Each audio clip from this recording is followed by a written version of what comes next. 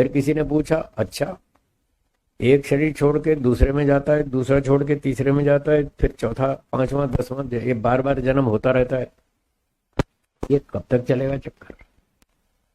कब तक अगला जन्म होगा? मुक्ति कब होगी? आ गया प्रश्न, मुक्ति कब होगी? सुन लीजिए उत्तर। अगला सूत्र बोलिए। अविवेकाच्च प्रवर्तनम अविशेषाणाम। अविशेषाणाम सूक्ष्म शरीराणाम। जो अविशेष मतलब सूक्ष्म शरीर, विशेष से क्या बना था? स्थूल शरीर, और अविशेष सूक्ष्म शरीर। अविशेष थी वो 5 चीजें, तन्मात्राएं, वो तन्मात्राएं किस में हैं? सूक्ष्म शरीर में। तो अविशेष का अर्थ हो गया सूक्ष्म शरीर। अविशेषाणाम सूक्ष्म शरीरों का प्रवर्तन, एक के बाद एक अगला जन्म धारण करना, एक के बाद एक अगले जन्म में चलते रहना, कब तक होगा?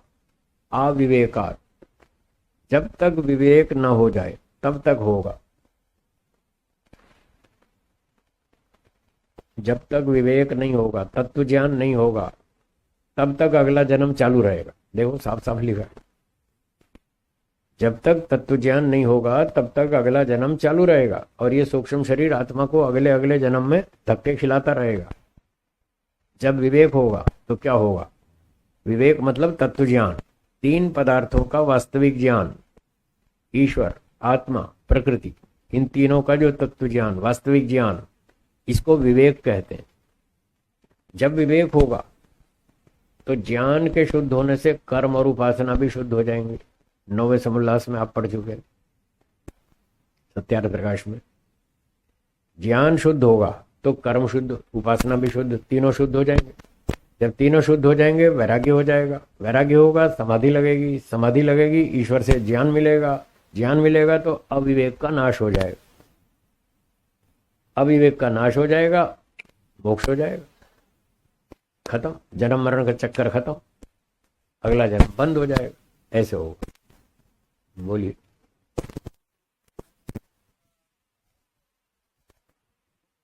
सूक्ष्म शरीर तो साधन है, असली कारण तो अविद्या है, मिथ्या ज्ञान, अविवेक।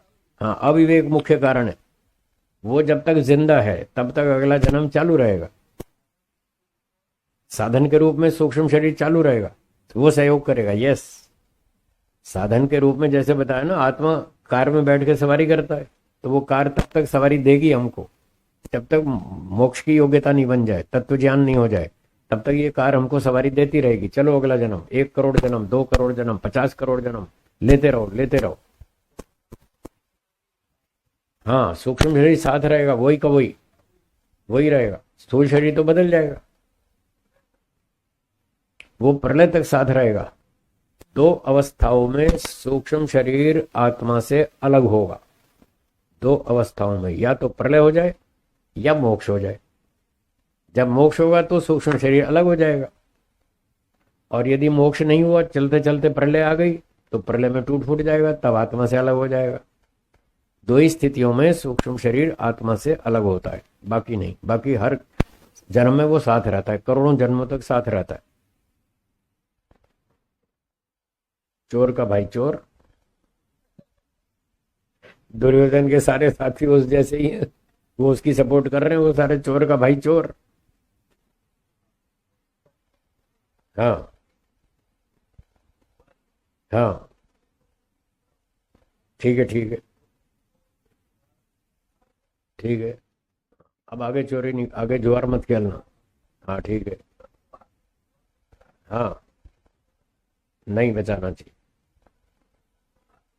ठोक देना चाहिए। श्री कृष्ण जी ने अपने सगे मामा को ठोक दिया, हाँ या ना? मैं जो बोलता हूं प्रमाण से बोलता हूं। काय का मामा, काय का चाचा, काय का भाई? जिसका विचार आपके साथ नहीं मिलता वो आपका भाई नहीं है, भले ही खून का रिश्तेदार हो। खून के रिश्ते नहीं होते, मैं प्रमाण दे रहा हूं। श्री कृष्ण जी ने सगे मामा को उड़ाया, खून का रिश्ता नहीं था क्या कंस के साथ? था या नहीं? फिर क्यों उड़ा दिया? उसका मामा लगता था, फिर भी उड़ा दिया। जो धर्म पर चलेगा वो हमारा मामा है, वो चाचा है, वो भाई है, वो बेटा है, वो बेटी है, वो पति है, वो पत्नी है। जो धर्म पे चलता है वो हमारा साथी है, वो मित्र है। जो अधर्म पे चलता है उसको उड़ा दो। विभीषण का सगा भाई नहीं था रावण, फिर कहां रखी उसने भाईगिरी? उड़ा दिया कि नहीं उसको? उड़वा दिया। रामचंद्र जी को बता दिया ये ऐसे मरेगा, इसको उड़ा दो, मार दिया। तो शास्त्र ये कहता है जो धर्म पर चलता है वही भाई है। अब विभीषण का क्या राम जी से कोई खून का रिश्ता था? फिर क्यों सहयोग दिया उसको? धर्म के कारण। तो धर्म बड़ा है, इसलिए धर्म के आधार पर चलना चाहिए। जो धर्म के आधार पर चलेगा वो हमारा साथी, जो अधर्म पे चलेगा वो उसको निकालो बाहर, अलग करो, खत्म करो, उसको बाहर निकालो। ये है न्याय, इस पर चलना चाहिए। जो इस पर चलता है, न्यायात पथ पदम न प्रविचलंती पदम न धीरा। जो धीर लोग होते हैं वो न्याय के रास्ते से इधर उधर नहीं होते, वो धर्म और न्याय के रास्ते पर चलते हैं, वही अच्छे सच्चे महापुरुष होते हैं। वो चाचा मामा नहीं देखते। बोलिए ठीक है, शंका दूर हो गई। और बोलिए। है? हाँ, एक ही बात। अविवेक और अज्ञान, मिथ्या ज्ञान, अविद्या सब एक ही अर्थ है। विवेक, तत्व ज्ञान, शुद्ध ज्ञान, यथार्थ ज्ञान, ये सब एक ही अर्थ है। हाँ हाँ, सुख होगा। Yes yes. विभीषण ने भाई को छोड़ दिया क्योंकि वो अधर्म पे चला गया, और उसने समझाया, नहीं माना, उसने छोड़ दिया, वो सुखी हो गया। कुंभकर्ण ने नहीं छोड़ा, वो पिट गया। कुंभकर्ण पिट गया, उसने अधर्मी भाई रावण का साथ दिया और वो पिट गया। तो जो बेईमान है उसके सारे साथी बेईमान है, चोर के सारे साथी चोर हैं, वो सब अपराधी हैं। कृत, कारित, अनुमोदिता, 3 तरह के कर्म आप पढ़ चुके हैं योग दर्शन में। तो वो अनुमोदन कर रहा है ना। मेघनाद और कुंभकर्ण ये सब रावण के अनुमोदन कर रहे हैं कि हाँ तुम ठीक कर रहे हो, चलो हम तुम्हारे साथ हैं। तो फिर चोर का जो साथी वो तो चोर है, वो तो पिटेगा। तो दुर्योधन के जितने साथी थे वो सारे के सारे चोर थे, बेईमान थे, इसलिए वो सारे पिट गए।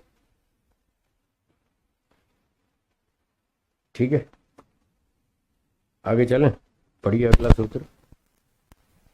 अगला सूत्र है उपभोगात इतरस्य। अभी चौथे सूत्र में बताया था कि सूक्ष्म शरीर कब तक जीवित रहेगा? जब तक तत्व ज्ञान नहीं हो जाए, जब तक मोक्ष नहीं हो जाए, तब तक ये चलता रहेगा, ये नहीं मरेगा। सूक्ष्म शरीर टूटेगा नहीं, वो हर जन्म में करोड़ों जन्मों तक आत्मा के साथ रहेगा। अब प्रश्न है कि ये जो स्थूल शरीर है ये कब तक टिकेगा? तो इतर से जो दूसरा शरीर है, स्थूल शरीर, वो कब तक टिकेगा? उपभोगात, जब तक खाना मिलेगा तब तक टिकेगा। 15 दिन भूख हड़ताल करो, देखो शांति पाठ हो जाएगा। तो ये स्थूल शरीर तब तक जीवित रहेगा जब तक भोजन मिलता रहे, खाना पीना आहार विहार सब कुछ ठीक ठाक मिलता रहे, तब तक जीवित रहेगा। अब इसका अर्थ ये नहीं करना कि 1000 साल तक इसको खाना देते रहे तो 1000 साल तक जिएगा, फिर छल का प्रयोग होगा। वक्ता का अभिप्राय समझे। 60 70 80 साल तक जी सकता है, तो वो भी तब जिएगा जब इसको खाना मिलता रहे। आपने 20 साल की उम्र में खाना बंद कर दिया तो फिर 80 साल नहीं जिएगा, फिर खत्म हो जाएगा। ये कहना चाहते। भोजन देते रहो, आहार विहार का ध्यान रखो, स्वास्थ्य के नियमों का पालन करो, स्थूल शरीर चलता रहे। 70 80 90 साल तक चल जाएगा, 100 भी चल जाएगा, 125 भी चल जाएगा, बस जहां तक उसकी सीमा है वहां तक। ये इसका अर्थ हुआ।